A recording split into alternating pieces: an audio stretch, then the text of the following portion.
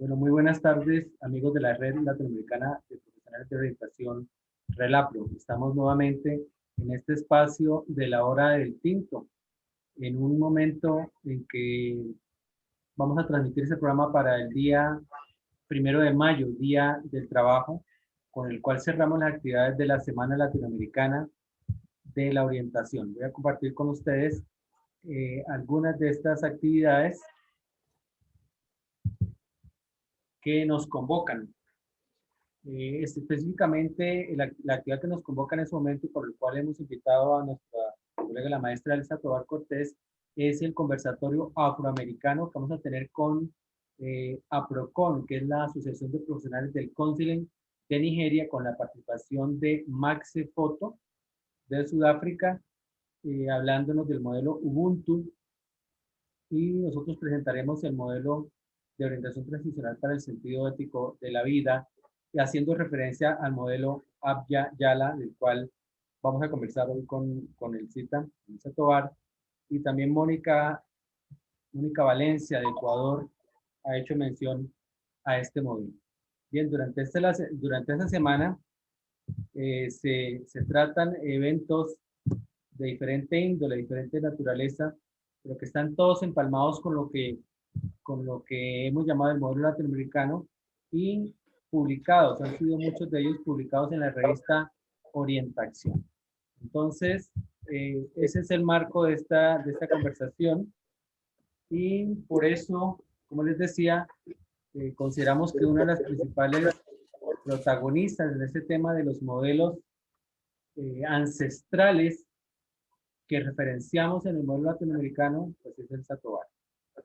Elsa habla de, pues ya su presencia es bastante grata para nosotros, y sigue siendo un referente muy importante de la conceptualización y la epistemología de la orientación y la praxis de la investigación, como hemos tratado en otros momentos.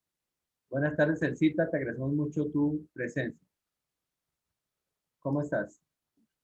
Muy buenas tardes, Amílcar, encantadísima de verte y muy agradecida porque siempre estamos conversando de estos temas que a los dos nos interesan, las epistemologías, los pueblos ancestrales, los modelos de investigación y la orientación.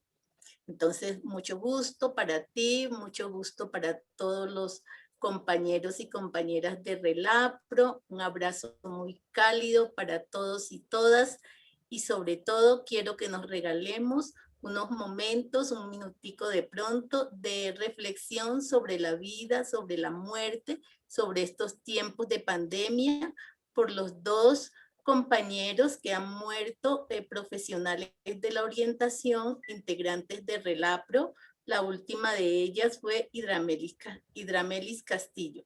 Entonces, un momento de pensar en las tres heridas que traemos para la vida, el amor y la muerte.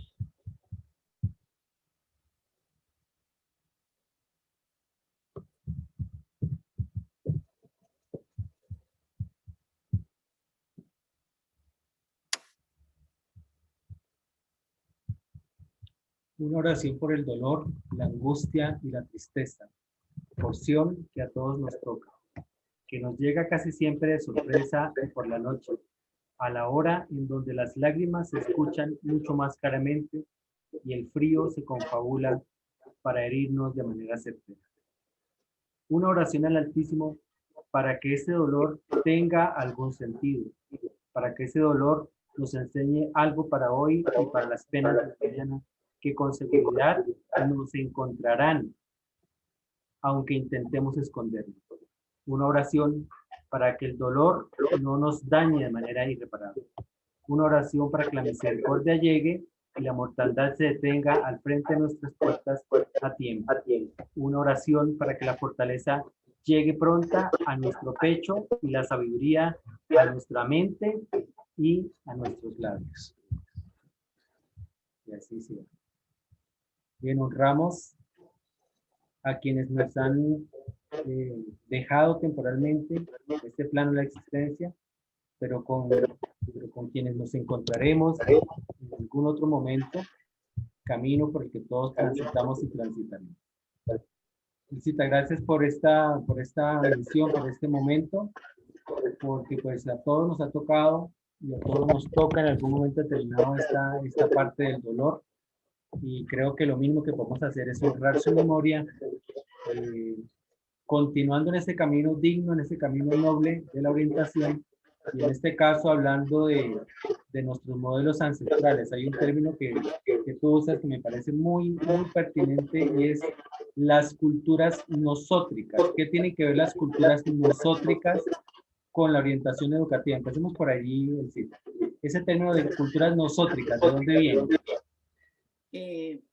Bien, Amílcar, denomino culturas nosótricas, en este caso para América Latina, las culturas devenidas de las filosofías de los pueblos originarios. Para nosotros, los latinoamericanos, los pueblos originarios son los de Abya Yala, las diferentes culturas de Abya Yala, y las culturas provenientes de África. Yo soy africana, yo soy 70%, en mis estudios de ancestría se dice que yo soy 70% bantú, de los pueblos bantú. Yo soy de la afrodiáspora, como tú sabes muy bien. Además, yo soy 17%, casi 18% de los pueblos originarios de la cultura quillacingas o muiscas, culturas o quichuas, culturas provenientes de los pueblos ecuatorianos o de los pueblos del sur de Colombia. Claro, yo soy de Barbacoas, Nariño, que es un municipio de la costa pacífica sur de Nariño. Entonces, estas culturas nosótricas las llamo, ya te dije, a los de los pueblos originarios, y aquí tendríamos la filosofía Ubuntu, por un lado, que es la proveniente de África, y por otro lado tendríamos las filosofías provenientes del Suma Causal o del Suma Camaña, que son de las culturas andinas de América Latina. Bueno, lo hemos traducido como buen vivir, pero me parece que es una traducción bastante inexacta, imprecisa, porque hemos hablado en algunos otros conversatorios acerca de los modelos del buen vivir, se asocia con la idea de vivir bien, de vivir chévere, de vivir cómodo, de los modelos de bienestar de tipo occidental, y creo que eso es una idea bastante equivocada. Un profesor que yo tuve en la Universidad Distrital, Óscar Usecho, justamente invitado a uno de los congresos de orientación, nos aclaraba mucho eso, ¿no? El buen vivir no se trata de la cultura del bienestar, tal como la entendemos en Occidente, que es la acumulación de bienes y servicios que podemos proporcionar. Entonces, ¿cómo establecería esto una diferencia entre esto de las culturas nosótricas que tú llamas y el bienestar desde la perspectiva occidental? ¿Qué cosas allí serían importantes resaltar? Es importante entender que las culturas occidentales son individualistas, no son nosótricas, ¿sí? Y tienen que ver con esa idea de progreso que tú acabas de señalar. Pero en las culturas nosótricas o las culturas del buen vivir, del bien vivir, y ese bien vivir tiene que ver con el soy porque somos. Somos siendo. Es decir, incluye inmediatamente a la comunidad, inmediatamente al otro. Ubuntu significa humanidad. Muy bien, sí, allí íbamos haciendo una interrelación con el modelo latinoamericano. ¿Recuerdas que hemos venido hablando de esas dimensiones existenciales del ser, el tener, el hacer y el estar? Y básicamente lo aplicamos desde esa cultura occidental de yo soy, en la medida de lo que yo tengo, lo que yo hago y donde yo estoy. Una concepción bastante relacionada con el individualismo ontológico.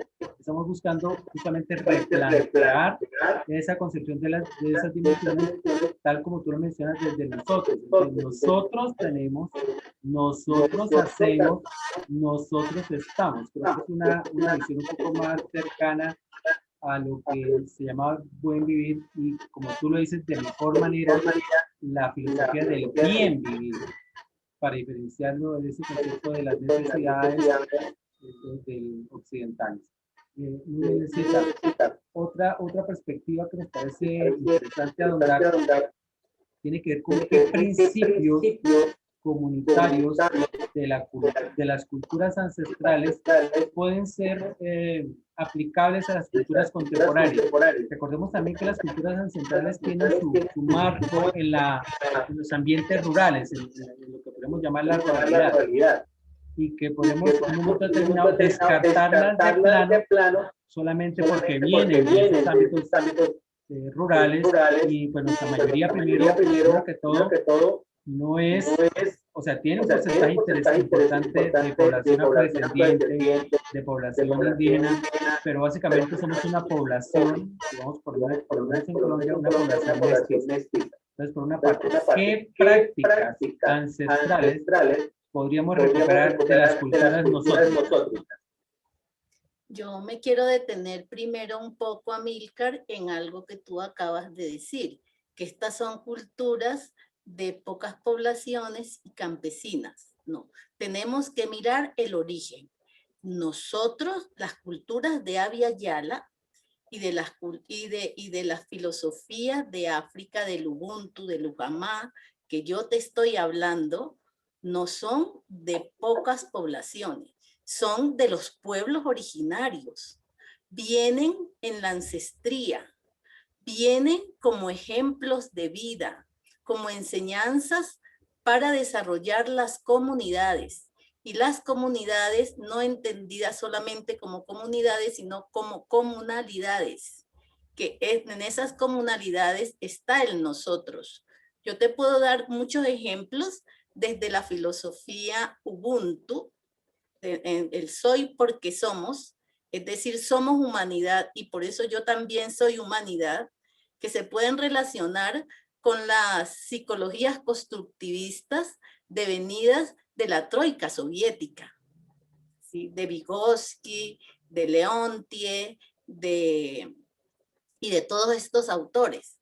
Entonces tenemos muchos ejemplos. En México, por ejemplo, los datos que nos dan las culturas mayas tojolabales.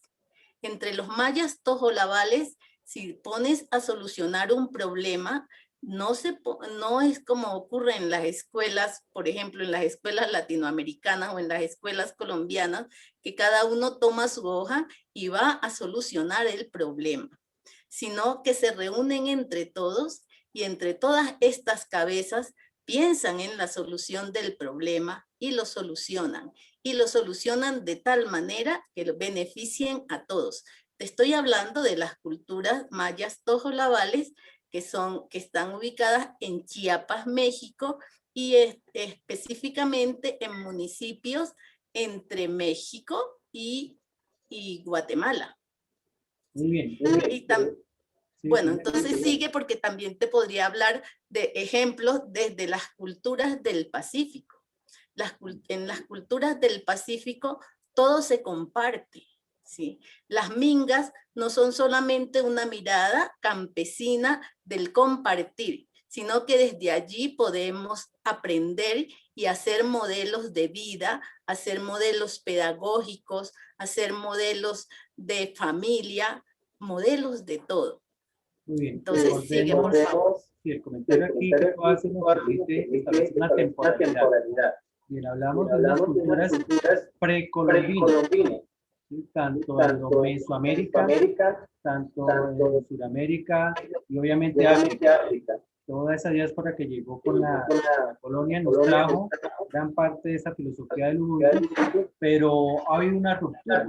Hubo una ruptura que se empezó a dar específicamente desde el momento en que los europeos, los españoles, los portugueses llegaron a América. A partir de eso hubo una occidentalización del pensamiento ancestral.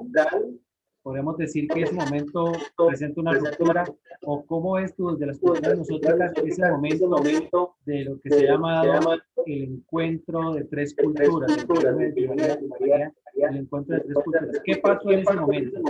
cuando nos encontramos los aborígenes americanos o los nativos americanos o los pueblos originarios con los pueblos foráneos de origen africano y de origen europeo. ¿Qué pasa en ese momento en cuanto al pensamiento nosotros? Querido Amílcar, yo tengo que empezar diciéndote que yo no creo en ese encuentro. Yo no creo en el encuentro de tres culturas.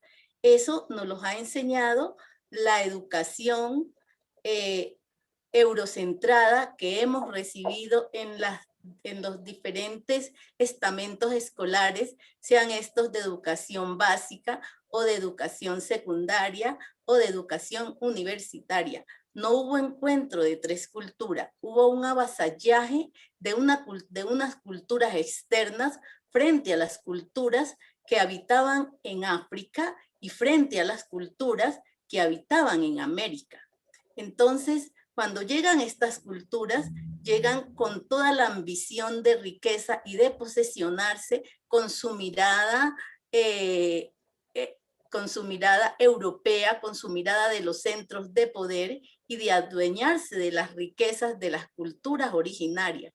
Entonces, no hay un encuentro de culturas como nos enseñaron en la escuela en Colombia, por darte un caso, en que el 12 de octubre es el Día de las Razas y hay que celebrarlo. No, ese es el día de la invasión. El día de la invasión de unas culturas y del avasallaje de esas culturas frente a nuestras culturas. Y ahí empieza la eliminación. Yo por eso no hablo de culturas precolombinas, porque ya estoy aceptando que realmente somos Colón. Colombia viene de Colón. No, nosotros somos los pueblos originarios, ¿sí?, que le dieron esos nombres y que llamamos a Viayala los nombres dados por los indígenas y no América los nombres dados por Américo Vespucio, el primero que hizo los mapas de América. Entonces nosotros tenemos que aprender a superar eso.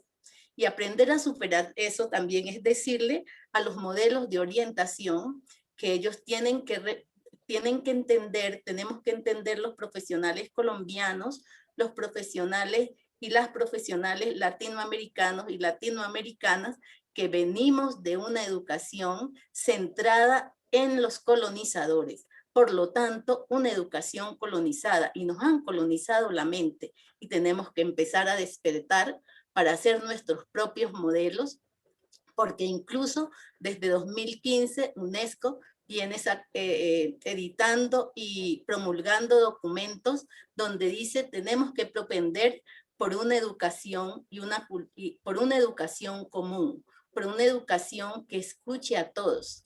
Y por eso nos tiene algunos documentos precisamente con esa educación común.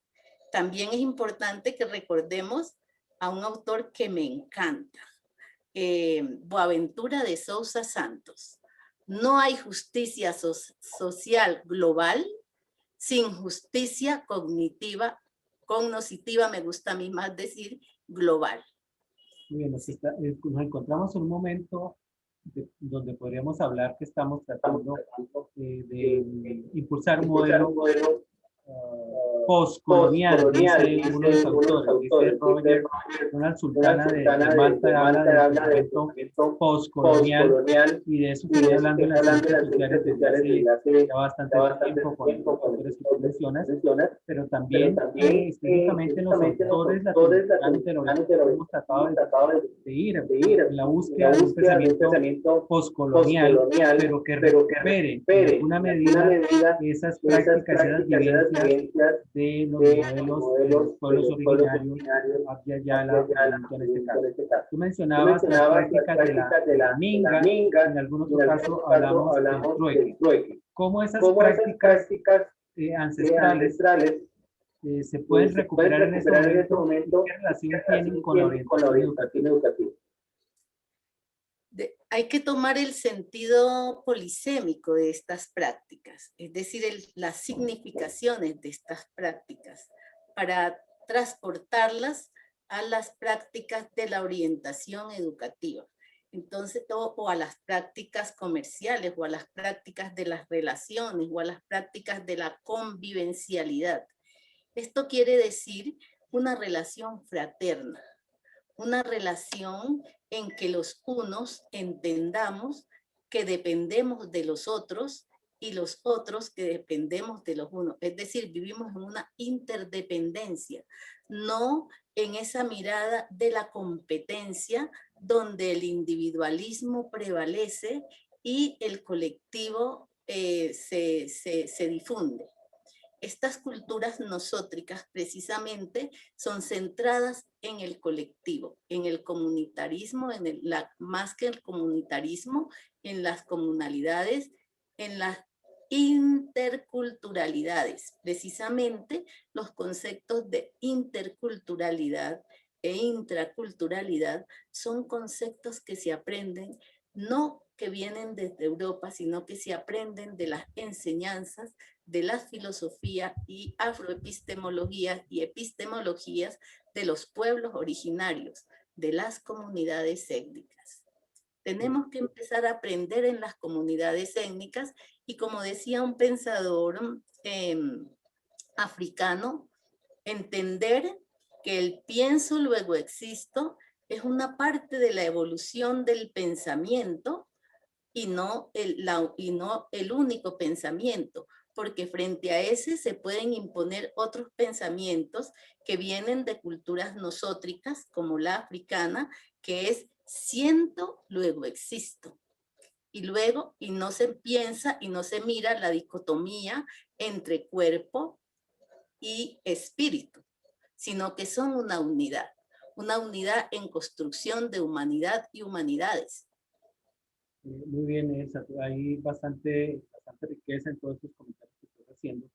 Y retomando el tema de prácticas ancestrales como las que mencionábamos, el trueque y la minga, recuerdo que el año pasado, en medio de la pandemia, aquí llegó la minga indígena. Y hasta donde sé, no fue ni siquiera atendida por el presidente. ¿Qué significación tiene para nosotros ese tema de que exista algo que se llama la minga indígena, la marcha indígena hacia la capital del poder en Colombia? ¿Qué significó en su momento ese movimiento? Sí, en Colombia tenemos la ONID, que es la Organización Nacional Indígena de Colombia, y en la ONID tiene una particular participación y una especial injerencia el CRID, que es el Consejo Regional Indígena del Cauca. Los del CRID, los que no aceptan ni siquiera el término etnoeducación que les dice el Ministerio de Educación, sino que dicen nuestra educación, es decir, educación propia, vienen con pedidos sobre el cuidado de la madre tierra, sobre el cuidado del ambiente, sobre el cuidado de los seres humanos en Minga a Bogotá, que quiere decir vamos en colectivo a pedir al Estado colombiano. Y el Estado colombiano, como siempre, sordo y ciego ante las comunidades indígenas, el gobierno de turno ni siquiera los escucha. Eso es una vergüenza histórica. ¿Sí? Muy bien. Una vergüenza histórica que ni siquiera me siento avergonzada hablándolo aquí para que oigan otros latinoamericanos, aunque ellos ya lo leyeron, lo vivieron y lo escucharon de los más medias de su tiempo, incluso los más medias en Colombia, como son hipotecados a los dueños de la riqueza, le quitan importancia a aspectos como eso. En estos días se mató, en estos días fue asesinada una gobernadora indígena. Bien, todos esos comentarios que has venido haciendo, esos apuntes, esos comentarios, en cuanto a lo nosótrico, creo que nos hace claridad, nos da claridad de que definitivamente los modelos de orientación, haciendo también una autocrítica anterior, creo que ya en la orientación se venía haciendo la autocrítica del individualismo, ¿no? Recibimos un estudiante de orientación y lo sentamos a él solo en la oficina de orientación porque supuestamente tiene un problema. Entonces desconocemos en gran medida el componente colectivo. Fíjate que el problema no lo tiene con el orientador, o sus relaciones tiene que mejorar con su curso, con sus profesores, con su comunidad, pero como el concepto de comunidad nuestro está bastante distorsionado, pues seguimos en ese enfoque individualista, psicologista de la orientación. Creo que hay que darle la vuelta, y eso lo estamos tratando de hacer en el modelo latinoamericano, darle la vuelta, empezar no por el individuo, sino empezar con la comunidad educativa, lo que llamamos en este momento comunidad educativa y sus relaciones con este entorno. Esas prácticas de las que hemos venido hablando, la minga y el trueque, si uno llega como orientador a ese tema de la minga y el trueque a la orientación educativa contemporánea, entendida en su gran mayoría como una serie de prácticas instrumentales, pues como que no encajan, como que no calan. Entonces, sí, hemos hablado de un capítulo que estamos retomando en el modelo de orientación, que es la orientación sociocomunitaria. Hemos mencionado varias veces que yo en Venezuela nos hablaba en los años 80, ese era el eje central de la orientación, lo comunitario. No era tanto lo individual y el problema individual que pudiera tener el muchacho, no es el modelo psicologista, que no estamos restando la importancia a lo psicológico, pero enfocado hacia lo académico. Entonces era como que el orientador se sentaba con el estudiante a ver qué podían solucionar frente a la comunidad o ante lo académico. Entonces, creo que en ese enfoque se está tratando de cambiar estas prácticas. Por otra parte, me gustaría que habláramos del pensamiento mestizo. ¿Existe algo que podemos llamar pensamiento mestizo? Yo escribí para el número 7 de la revista una carta a los colegas de Nigeria, que básicamente hablando de eso, el pensamiento mestizo. Por una parte hablamos del pensamiento europeo, del pensamiento norteamericano, del pensamiento latinoamericano, que seguramente hay muchos sustentación filosófica para hablar de ello, pero no sé si es pertinente hablar del pensamiento mestizo, que de alguna forma es originario de lo europeo, de lo africano, de lo indígena. ¿Existe algo que se pudiera llamar el pensamiento mestizo? A ver, Amílcar, digamos, en cuanto al mestizaje, yo tengo unas cosmovisiones un poco diversas y diferentes a las que tú acabas de plantear. Siguiendo algunos estudios de Elizabeth Kuning, hechos en la costa atlántica, otros estudios de Peter Way, digamos, el mestizaje en América Latina se ha tomado como una categoría para negar a las comunidades originarias y homogenizarnos. Pero nosotros sabemos que no somos homogéneos, nosotros sabemos que somos diversos, que somos diferentes, que hay pluriculturalidad.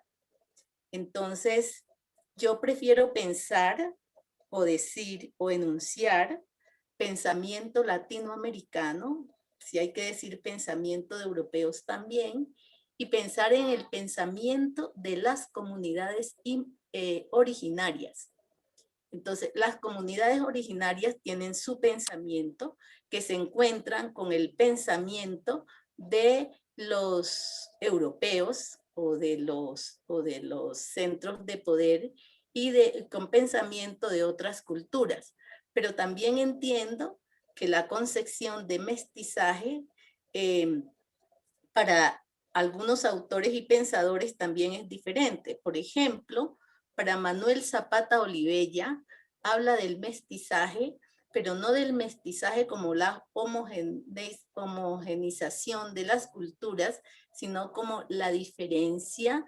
Y dice, se habla del mestizaje, él dice, pero yo soy del Muntú. El Muntú quiere decir de las filosofías africanas, aunque él, que es tu coterráneo, él es de Lorica, Córdoba. El año pasado se celebró su año de nacimiento como un gran creador de, digamos, como un gran creador de concepciones afrodiaspóricas. Entonces tiene diferentes miradas.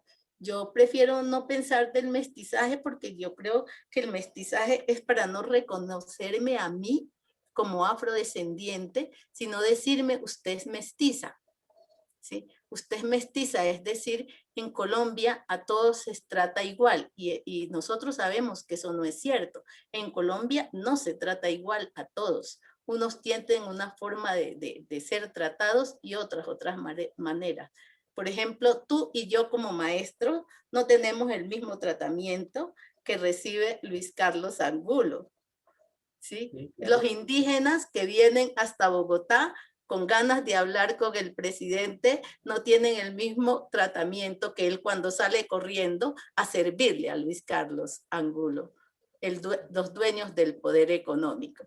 Entonces Menciona esa categoría del mestizaje porque, digamos, desde la experiencia personal, cuando estoy en la costa, que es mi región de origen, la costa atlántica, mi región de origen, no me reconocen como costeño, me dicen, usted es cachaco.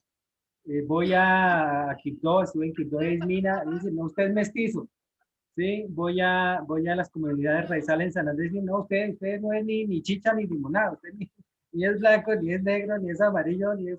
O sea, no lo reconocemos como parte de nuestra cultura. Usted ni es de aquí, pues, ni es de allá tampoco. O sea, está entre las medias tintas. Es más, cuando uno llena un formulario en cualquier parte digitalmente o realmente le preguntan a uno a qué población pertenece.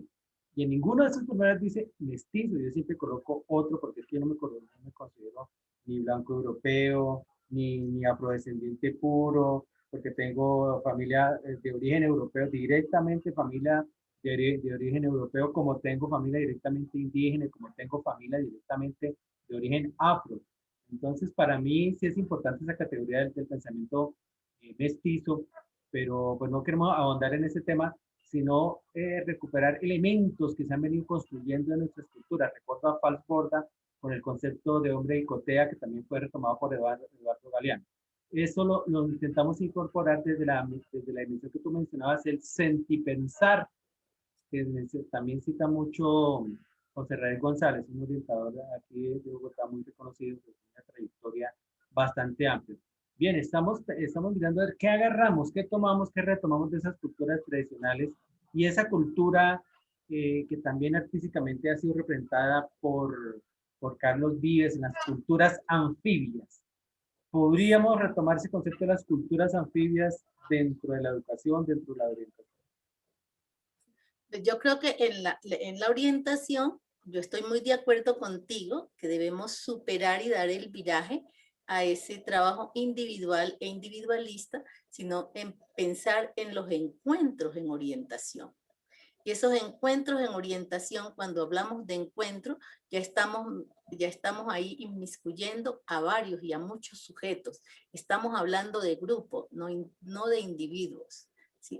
Los encuentros en orientación, que pueden ser con varios estudiantes de diferentes culturas, a tomarnos un tinto y empezar a hablar de lo que nos aqueja o de lo que queremos, porque la mirada que se tiene en la escuela a veces es de el adolescente, el niño, el estudiante con déficit y no con una riqueza como La ser humano, potencialidad. que esa riqueza y esas potencialidades las puedes dar en el grupo para alimentar el grupo, enriquecer el grupo y enriquecer a la institución educativa en general y al profesional orientador en particular, porque él es el que se piensa potenciado y potencializado, yo prefiero decir potenciado, y cree que va a potenciar a los demás cuando puede ser potenciado por todos los estudiantes que le circundan y que le preguntan y que están con él. Yo estoy muy de acuerdo que el orientador y la orientadora, los orientadores debemos repensarnos y quitarnos esas coronas que a veces las tomamos por una educación eurocentrada sin habernos autorizado a hablar de nosotros mismos porque nos entendemos, porque nos estudiamos, porque nos consultamos, porque nos investigamos. Eso por un lado, Amílcar. Por otro lado, yo estoy muy de acuerdo contigo, yo amo a Fals Borda. Sí, Orlando Fals Borda fue profesor mío en la Universidad Nacional. Entonces, eso del sentipensar está directamente relacionado. Yo te voy a enviar 5 páginas que escribí para la misión de Educadores y Sabiduría Ciudadana, para que tengan en cuenta las culturas nosótricas en la inclusión y en los sistemas educativos, pues precisamente ahí yo lo menciono porque las culturas nosótricas de Ubuntu y de Abya Yala tienen mucho que ver con el sentipensar falbordista. Falsborda, que es tu coterráneo, mi coterráneo por ser colombiano, pero tu coterráneo por ser colombiano, pero además de la costa atlántica. Atlántica, claro, muy Ese cerquita. concepto lo tomó él andando con unos pescadores de la costa atlántica, porque el pescador le dijo que pensaban con el corazón y él tomó el concepto sentipensante. Ese concepto sentipensante lo retoman los educadores latinoamericanos, educadores populares latinoamericanos. Por ejemplo, Freire. Estamos en el año de Freire, compadre, compamílcar, como dice primo Amílcar, dicen en la costa atlántica. Consentimiento, comadre. Entonces, ese sentipensar está presente en todo. Está presente en Paulo Freire cuando habla de la concientización y de la emergencia y de la libertad de los pueblos oprimidos, cuando habla de la esperanza. Está presente, por decirte otro más, en Simón Rodríguez, cuando nos dice, si nosotros somos diferentes a los que nos han colonizado, o inventamos o erramos en educación y en todo. Así es que los orientadores también, o inventamos o erramos. Exacto, bien. En ese proceso de inventar y con la ayuda de muchos pensadores, en el que siempre saltamos a José Ortiz, hablamos de esas tres visiones necesarias para la orientación. La orientación psicológica, individualista, que es necesaria, la orientación sociológica, de la que estamos aprendiendo todos estos temas de las culturas tradicionales, pero la visión pedagógica a la que estamos aterrizando, y con eso vamos a ir cerrando, y es que finalmente estamos en la escuela no para hacer sociología, no para hacer reflexión sociológica, no para hacer trabajo psicológico propiamente dicho, pero de ahí recuperamos todo el tema de las potencialidades. Esta línea que hemos planteado de lo psicológico es para eso, es para rescatar la potencialidad no del individuo, no del sujeto, de la persona en función de lo académico, por una parte, lo social también, ese estudio de lo social, desde lo macro social, lo mesosocial, lo microsocial, aplicado a la escuela. Que tú recordarás un modelo que venimos trabajando hace 5 años, que se llama Sinapsis. En Sinapsis buscamos es valorar las diferencias, precisamente, aplicar el diseño universal del aprendizaje, valorando las diferencias en una mnemotécnica que hemos llamado OLER, oír, leer, escribir, relatar, muy de la mano de los proyectos OLE que se han venido trabajando en la Secretaría de Educación del Distrito, y aterrizándolos en el tema de que, bueno, resulta que algunos son buenos para oír, otros son buenos para leer, otros son buenos para escribir, otros son buenos para relatar. Entonces, las fortalezas de uno, las potencialidades de uno, las potencias de uno, ayudan un poco a cubrir o a superar las debilidades de uno. Creo que en esto resumimos un poco esa necesidad de lo colectivo. Entonces hablamos de grupos sinérgicos, grupos no competitivos, no de competencias, en ninguno de los sentidos que entendamos el tema de competencia, en ese sentido de lo cooperativo, las filosofías educativas que tienen que ver con el cooperativismo y con todas las prácticas de tipo colectivo. Entonces creo que esta discusión, esta conversación más que todo, más que llegar a unas grandes conclusiones, es la riqueza de la conversación en sí misma.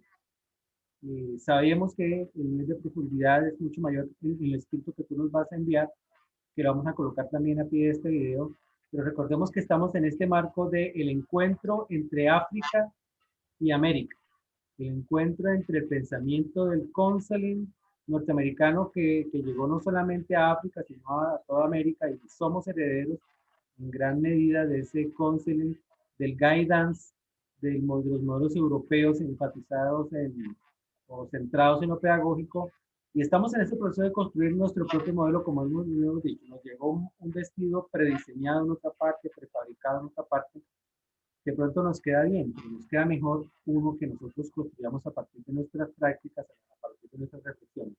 Ese concepto del sentipensar, todavía creo que estamos en deuda para reelaborarlo, para enriquecerlo, para aplicarlo a las prácticas, a la praxis, no la práctica, simplemente a las praxis de la orientación para replantear estos nuevos caminos.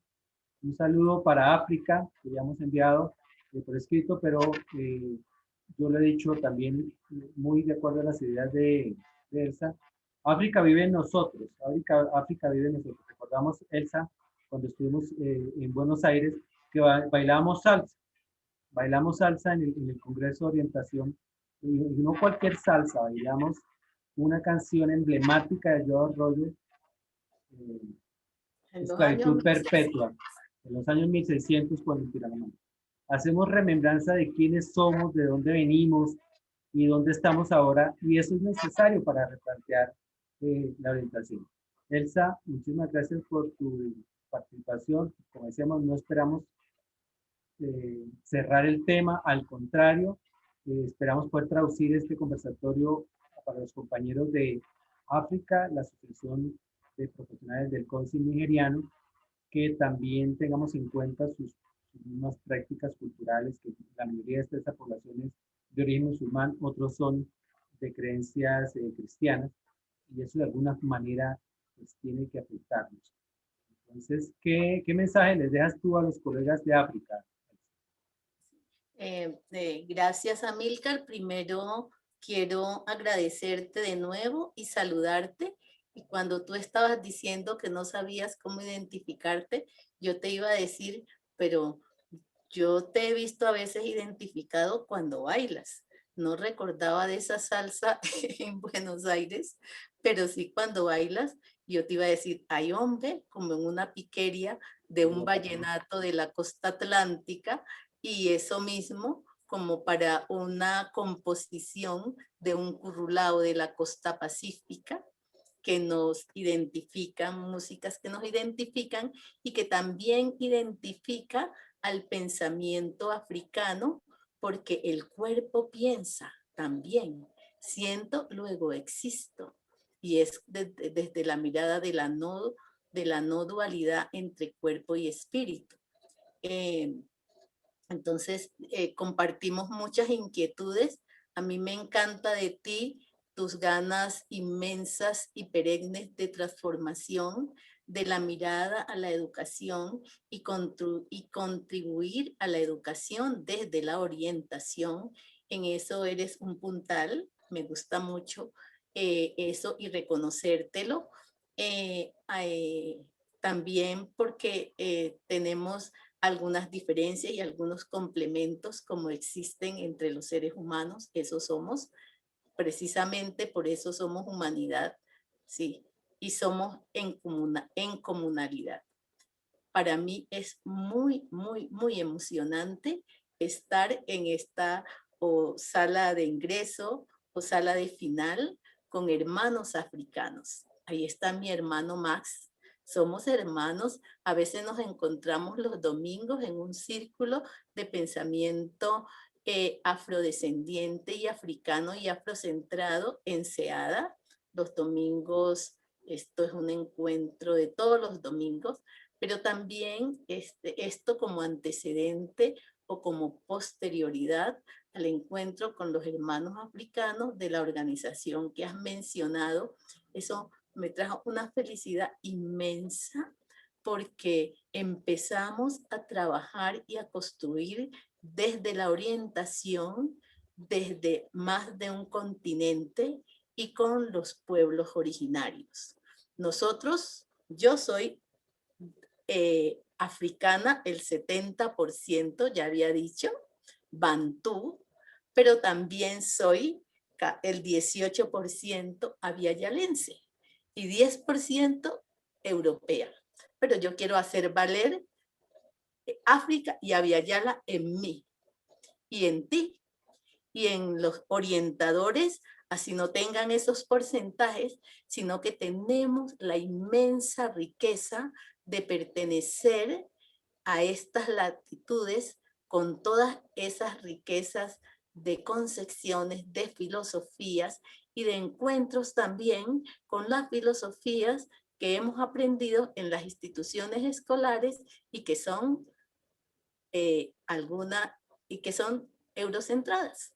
Pero tenemos que entender eso para también no solamente tener una filosofía en el centro, sino a todas las filosofías en el centro, lo que somos, para no olvidarnos de lo que somos.